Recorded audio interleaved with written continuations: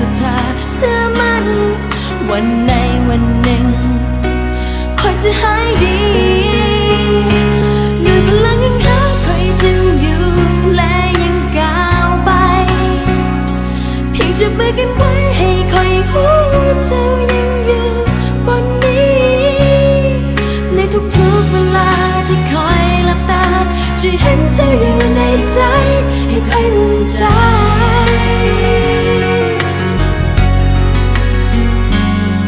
เหตุผล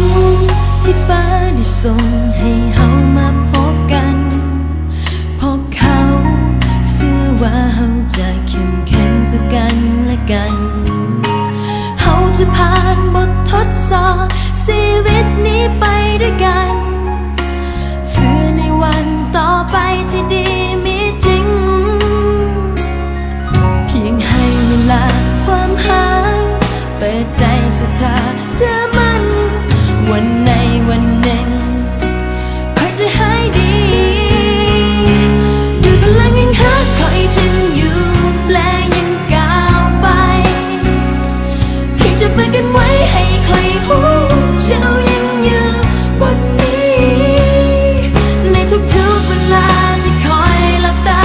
จะเห็นเจ้าอยู่ในใจให้คอยอุ่นใจ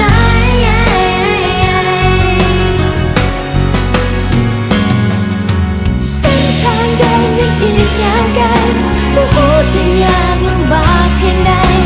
มอบไออุ่นและกอดคอยไว้เพียงขออย่าปล่อยมือคอยไป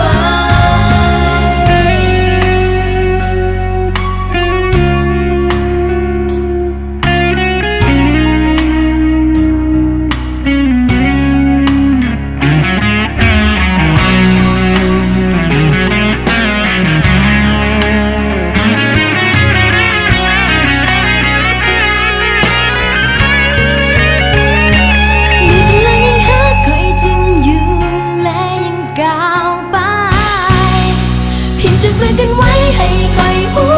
เจ้ายังอยู่บนนี้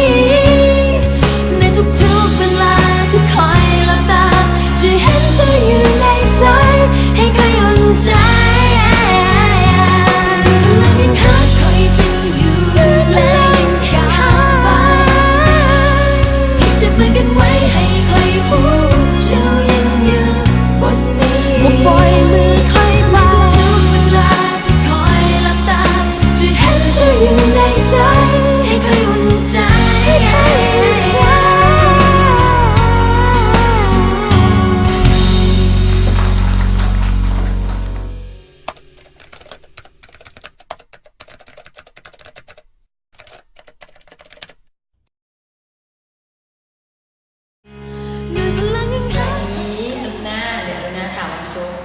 สำหรับเพลงพลังแห่งหักหน้าเองได้ถือมอบหมายมอบความไว้เนื้อเสียใจให้ได้เขียนเพลงเกี่ยวกับเด็กน้อยออทิสติกที่อยู่ในลาวเนาะและอยู่ในมิวสิกวิดีโอที่เราได้รับชมกันแบบเมื่อกี้นี้เราก็จะได้เห็นว่าพวกเราได้นำเอาเด็กน้อยออทิสติกทั้ง4คนเพื่อมาเป็นตัวแทนในการแสดงให้เห็นถึงปัญหาที่พระเจ้ามีอยู่และการพัฒนาของพระเจ้าในแต่ละขั้นตอนเพลงพลังแห่งหักและมิวสิกวิดีโอพลังแห่งหักจะเป็นอีกสิ่งสื่อสารหนึ่งที่เช่นหลายคนเข้าใจเกี่ยวกับเด็กน้อยออทิสติกหลายขึ้นและหวังว่าพวกเขาทุกคนจะ